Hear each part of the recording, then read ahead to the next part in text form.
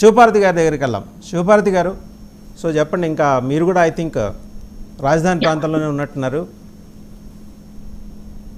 ముందుగా మీకు ప్యానెల్లో ఉన్న పెద్దలకి వీక్షకులకి గుడ్ మార్నింగ్ అండి. ఇక్కడ ఏంటంటే జగన్మోహన్ గారు ఒక క్యాంపెయిన్ తీసుకెళ్లాడు. జెండాలను జత కట్టడమే మీ ఎజెండా, ప్రజల గుండెల్లో గుడి కట్టడమే మా ఎజెండా అని. ప్రజలు ఏం చేశారంటే జెండాలను జత కట్టడానికి జై కొట్టి జగన్ కి పాడగట్టేశారు, వైఎస్ఆర్సీపీ పార్టీకి పాడగట్టేశారు. ఇక్కడ అలయన్స్ గురించి ఒక కేస్ స్టడీగా ఆంధ్రప్రదేశ్ ని తీసుకోవచ్చు అని నేషనల్ మీడియా సైతం అప్రిషియేట్ చేస్తుంది.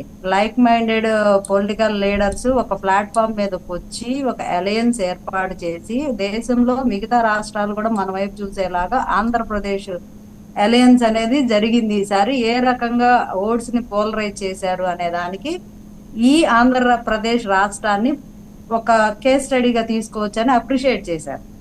కానీ మన జగన్మోహన్ రెడ్డి గారు బలిరా బలిరా అని అన్నాడు, చివరికి ఆయనే బలైపోయాడు. ఇంకొకటి ఏంటంటే అందరూ ఆరామస్తాను, ఇప్పుడు ఫలితాల ముందు ఆరామస్తాను, వచ్చిన తర్వాత పోరామస్తానని ప్రజలు డిసైడ్ అయిపోయారు. ఇంకొకటి, ఇప్పుడు కిరణ్ గారు మనకి ఓట్స్ వైజ్ చెప్పారు. నేను క్యాస్ట్ బేసిక్ గా కొంచెం నా అనలైజేషన్ కూడా నేను చెప్పాలనుకున్నా. మనకి ఆంధ్ర రాష్ట్రంలో లార్జెస్ట్ కమ్యూనిటీ కాపు కమ్యూనిటీ, దాదాపు 25 to 26% ఆఫ్ ఓట్స్ కాపు కమ్యూనిటీకి ఉన్నాయి. సో ఆ ఓట్ అంతా ఈసారి 22% టర్న్ అయింది, ఎన్డీఏ కూటమికి టర్న్ అయింది. అందులో ఎలాంటి సందేహం లేదు, మీరు రేపు వచ్చాక చూసుకోవచ్చు.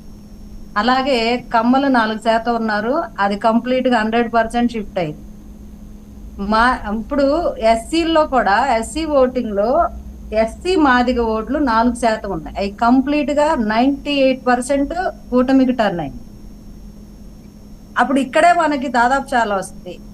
Telugu Desam party standard vote bank BC 50% ఉన్న బీసీ ఓట్ బ్యాంక్ తక్కువలో తక్కువ ఒక 30% తీసుకున్నా కూడా, అంటే బీసీ ఓటు వీళ్ళు ఏదో సామాజిక న్యాయం కొంచెం మేము చీల్చగలిగాము అనే ఒక కాన్ఫిడెన్స్ లోకి వెళ్ళినా ఒక 30% కాదు 25% తీసుకున్నా కూడా బ్రాహ్మిన్స్ మిగతా అదర్ క్యాస్ట్ ఓసీల్లో ఒక 1% తీసుకున్నా కూటమికి 55% ఓట్ అనేది టర్న్ అయింది క్యాస్ట్ బేస్. లాస్ట్ టైం టీడీపీకి 39%, అన్ని కలుపుకున్నా ఇందాక మన కిరణ్ గారు చెప్పారు, జనసేన ఓటు బీజేపీ ఓటు అంతా కలుపుకున్నా లాస్ట్ టైము 49%. వైఎస్ఆర్సీపీ పార్టీ గెలిచింది 51%, 51 or 52, అంటే లిటిల్ బిట్ డిఫరెన్స్. అలా వస్తేనే 23 సీట్లు టీడీపీ పరిమితమైంది, అంటే 2%.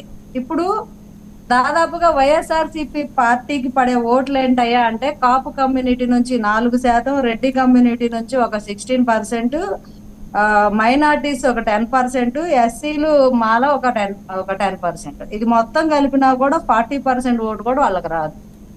ఆల్మోస్ట్ 10 to 15% డిఫరెన్స్ ఉంది.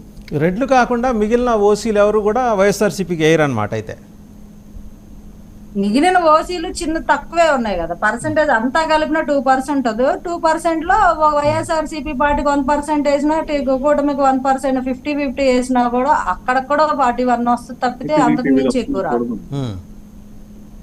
సో ఇక్కడ క్లియర్ డిఫరెన్స్ 10% కనిపిస్తుంది. లాస్ట్ టైం 2% కి అంత సీట్ ఓట్ 10% వేరియేషన్ మీరు అన్నట్టు కనుక ఉంటే land slide victory for India అండి.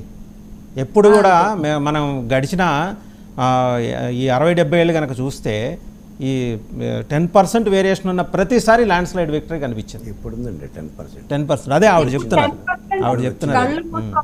10% కళ్ళు మూసుకొని ఇట్ ఇస్ కన్ఫర్మ్డ్ అన్నమాట. ఇక్కడ కళ్యాణ్ గారి ఫ్యాక్టర్, మా అధ్యక్షుల వారి ఫ్యాక్టర్ బాగా వర్కౌట్ అయింది. కాపు కమ్యూనిటీ ఓట్స్ ని పోలరైజ్ చేయడంలో పవన్ కళ్యాణ్ గారు చాలా మోటివేటెడ్ గా పెద్దన్న పాత్ర వహించండి అన్న ఇచ్చిన పిలుపు, వ్యతిరేక ఓటు చీల్చొద్దు అని ఇచ్చిన పిలుపు జనాల్లోకి బాగా వెళ్ళి, వ్యతిరేక ఓటు చీలడం వల్లే రాష్ట్రానికి నష్టం జరిగింది, ప్రభుత్వ వ్యతిరేక ఓటు చీల్చొద్దు, ఇది బాగా జనాల్లోకి వెళ్ళింది. ఆడ లార్జెస్ట్ కమ్యూనిటీ నిలబడింది కూటమి. అది బాగా వెళ్ళటం కాదు, అదొక్కటే బాగా వెళ్ళింది. అదొక్కటే బాగా వెళ్ళింది. ఆ లార్జెస్ట్ కమ్యూనిటీ కూడా కూటమికి సపోర్ట్ చేసింది. ఓట్లు చీలనివ్వలేదు ఈసారి ఆ కమ్యూనిటీ నుంచి. మాకు వచ్చిన గణాంకాలు కమ్యూనిటీ బేస్ నేను చెప్పగలుగుతున్నా దాన్ని. రైట్. ఒకసారి ఇప్పుడు మోహన్ రెడ్డి గారి దగ్గరికి వెళ్దాం. దాదాపు 10-15% డిఫరెన్స్ వస్తున్నప్పుడు ఇక మీరు ఆలోచించుకోండి, 2% ఓట్లు తేడా ఉన్నప్పుడు 23 సీట్లకి పరిమితమైన ఇది ఇప్పుడు 10% ఓట్ బ్యాంక్ షేర్. అప్పుడు మీరు ఇంకొక ఆయన ఎవరో ఒక ఆయన వచ్చారు, కేకే అని ఒక ఆయన సర్వే రిపోర్ట్ ఇచ్చారు. ఆయన చెప్పినట్టు 14 వస్తాయి. 14 వస్తాయి. అది మేము 100% విశ్వసిస్తున్నాం. అండ్ ఇంకోటి శివపార్వతి గారు, మీరు రైట్ కరెక్ట్ టైం గుర్తు చేశారు. కేకే అనే ఆయన ముందరే మిమ్మల్ని అప్రోచ్ కాలేదా? ఆయన 21కి 21 ఇచ్చారు. అదే ఆయన ముందరే అప్రోచ్ అయ్యింటే ఇంకో 40 డిమాండ్ చేసి మరి గల్లా పట్టుకొని తెలుగుదేశాన్ని మీరు తీసుకుని ఉండేవాళ్ళు. 61 మీకు మేజర్ షేర్ ఉండేది కదా. ఇప్పుడు ఎవరో ఏదో చెబుతారని పవన్ కళ్యాణ్ గారు తీసుకోరండి. ఆయనకు ఒక క్లియర్ పిక్చర్ ఉంది, ఆయన ఏం చేయాలి అనేది, అదే చేశారు. నేను అడిగింది ఆయన మిమ్మల్ని అప్రోచ్ అయ్యారా లేదా అని అడిగాను. నేను మిమ్మల్ని అప్రోచ్ అయ్యారా లేదా అని. ఎవరు అప్రోచ్ అయ్యి ఎవరు మీరు ఆయన అప్రోచ్ అయ్యారో లేదో చెప్పండి మేడం. ఆయన అదొక్కటి అడుగుతున్నా. అవలేదు, మేమేం అవసరం లేదు మాకు ఎవరిని. సరే వాళ్ళు మాకు రైట్. ఇంకా మోహన్ రెడ్డి గారు రెడీగా ఉన్నారు. ఆయన్ని దయచేసి ఎవరు ఇంటరప్ట్ చేయొద్దు, ఆయన మాడతారు ఇప్పుడు. మోహన్ రెడ్డి గారు క్వశ్చన్లు ఏమన్నా